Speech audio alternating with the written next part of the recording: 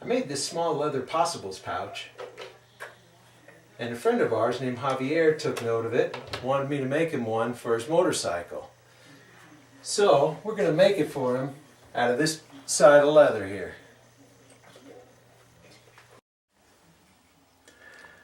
So the secret to this pouch's thickness is wet forming the leather around a template. And for Javier's, we're going to make it bigger than that little one that I was just holding. So what I did is I took a nice big piece of wood, I cut it, rounded it out, smoothed out all the sides, and I glued and screwed it to a piece of plywood. And now I need to cut out a piece of leather to the proper length and height, and then I'll soak it in some warm water and get it nice and pliable like a chamois.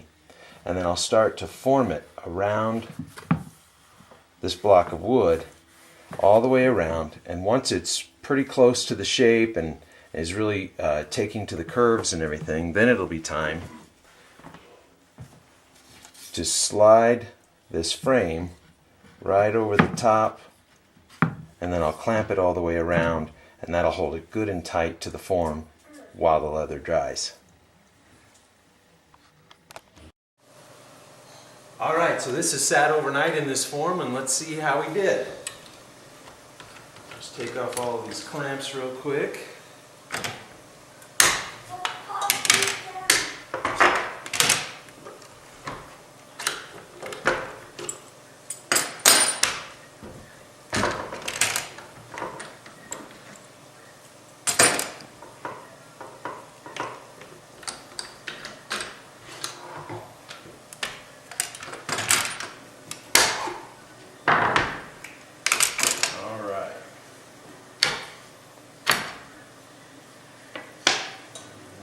Go.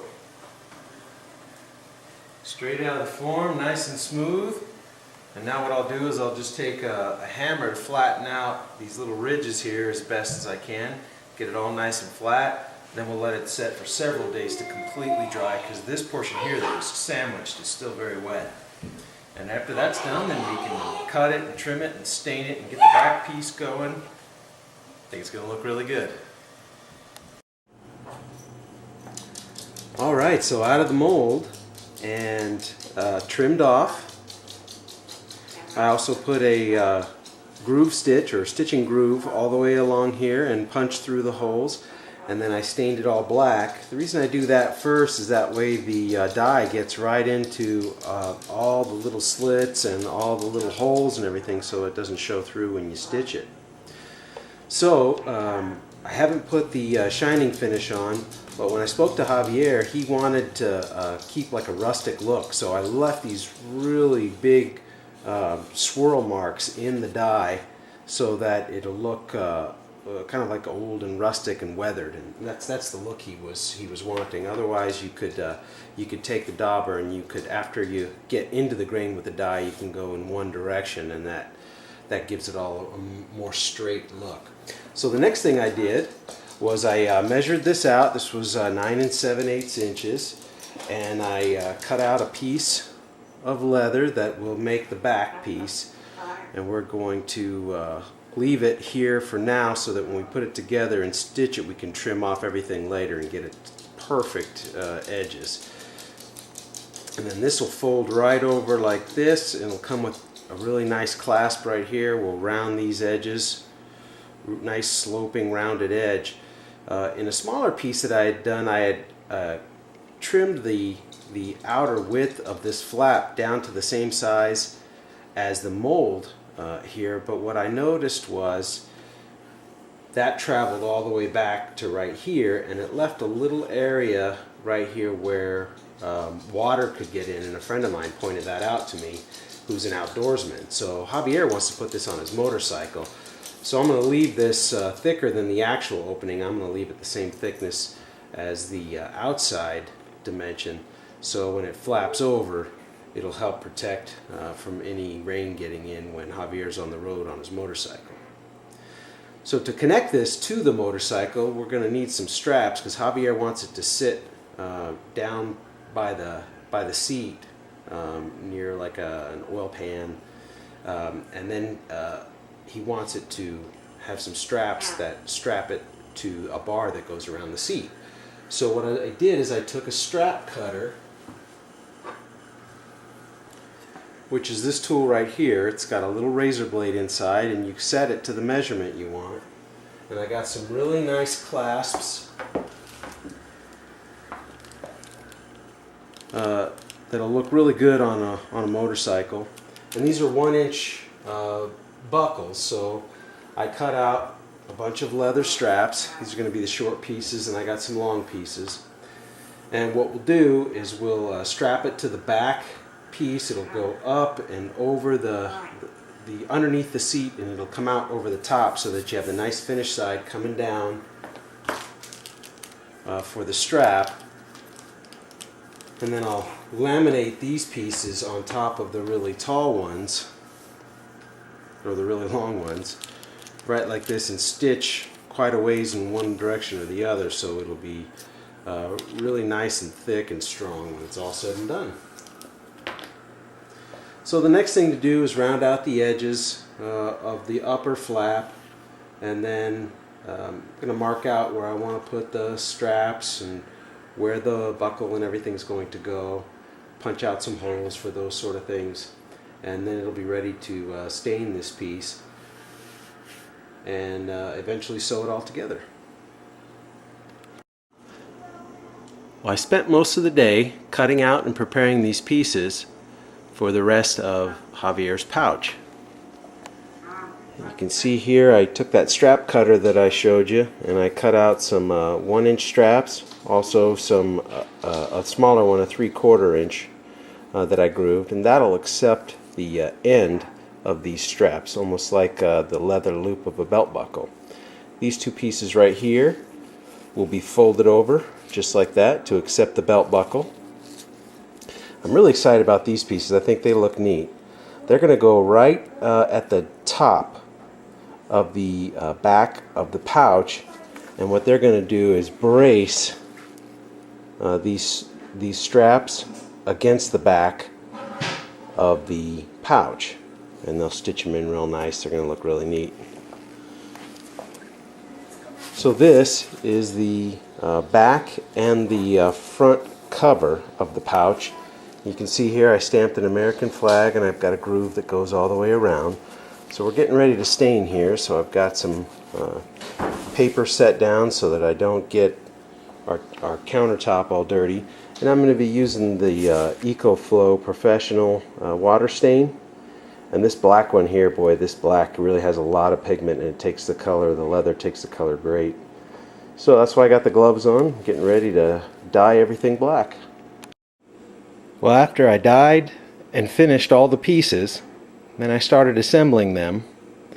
And so what I decided to do, since Javier is going to attach this to his motorcycle, I wanted to make sure that these stitches were reinforced for the straps that are going to go around the seat so that the bag can hang down to the side of the motorcycle. So I attached these straps initially with 2 rivets. There's one here and one underneath, and then I stitched all the way around. And then I put these really cool cross pieces here that'll protect this upper stitch and rivet so it doesn't tear away. And I riveted those in place and stitched those as well. So this strap still needs to be cut to custom length once I get a hold of Javier and his motorcycle. But what's going to happen is these straps will come around, they'll go through this belt loop that I put in place. I'll punch the holes for just the right spot. You can see they're riveted and stitched in on both. And then I also made little belt loops here for the strap to go through, and those are stitched in integral between these 2 pieces here. So the next thing to do, flip it over here so you can see, I've glued on the front all the way around, and we're getting ready to saddle stitch the front, so I'm going to show you how we do that. But the first thing I need to do is along the ditch here, I need to take this pricking iron, got very sharp little points here, evenly spaced perfectly. I'm going to take those and run right down the line that I've grooved into the side here for the stitching. I'm going to take this mallet and I'm going to pierce holes, kind of like pre-drilling, all the way around, so that when it comes time to stitch, it's a lot easier on my fingers. So the next thing we're going to do after we pierce it is I'm going to throw this in my stitching pony and start doing some saddle stitching. Alright, so got the bag in my stitching pony here, and we're doing what's called a saddle stitch. In the saddle stitch, you use one piece of thread, and you have a needle on either side, and you go in and out of the holes, back and forth, so that every single hole gets 2 passes with the same piece of thread, and you stitch all the way along. So what we do is we go in through the front, grab underneath, back in with the other side, loop around, and draw it tight. Oop, I got a friend.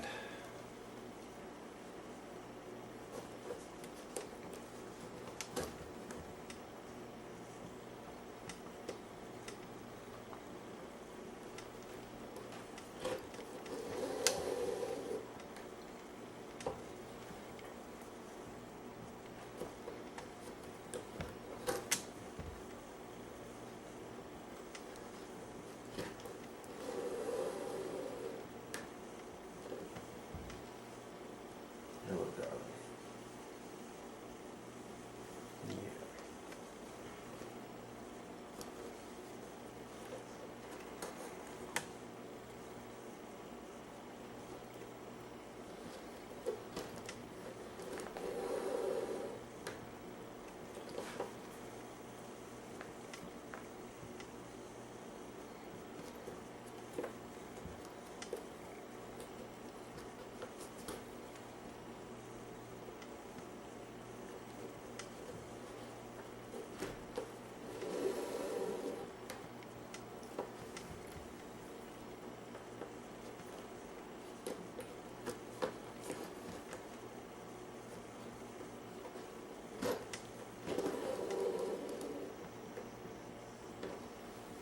Alright, so you probably get the picture.